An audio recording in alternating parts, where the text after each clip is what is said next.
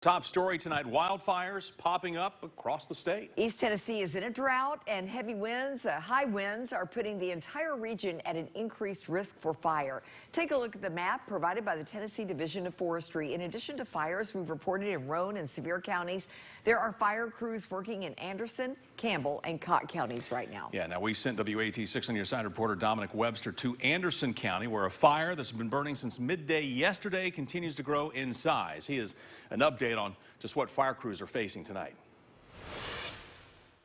It seems like it's one fire after another for local firefighters and the Division of Forestry. As you can see behind me, it is slowly creeping down this hillside because of things like these, dry leaves and dry ground.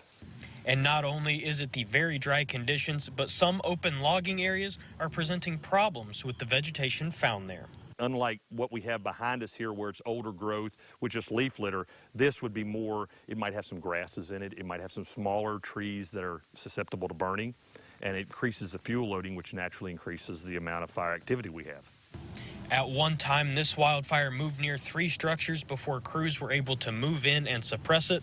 I spoke with one of the homeowners, and he said he's not worried so much about the fire, but the smoke is causing some unrest, and the Division of Forestry has a plan in place to protect that house as the flames work their way down the hillside. And not to harm as much of the timber as we can, we're just going to let this fire slowly creep down, and as it gets right down here close to the house, then we'll put it out.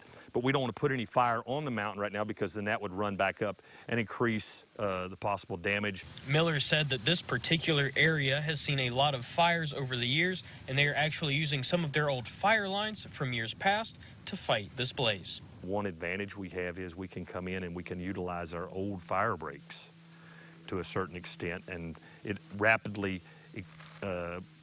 we can more rapidly contain the fire because of that. Crews are expecting enough rain will move through overnight, and that will help suppress these fires, and they are asking people who do decide to burn to make sure that they stay with the fire at all times and call 911 if it escapes. In Anderson County, Dominic Webster, WATE 6 on your side. Okay, there's the latest from that area. Another fire we're keeping a really close eye on sparked in Rockwood near I-40. I saw that with our crew as we headed to Nashville yesterday. Yeah, and it's still causing issues today. At last update from TDOT, the right westbound lane closed because of the wildfires in that area. So if you're driving later on, you need to be prepared. They say it could stay congested till about 9 o'clock tonight.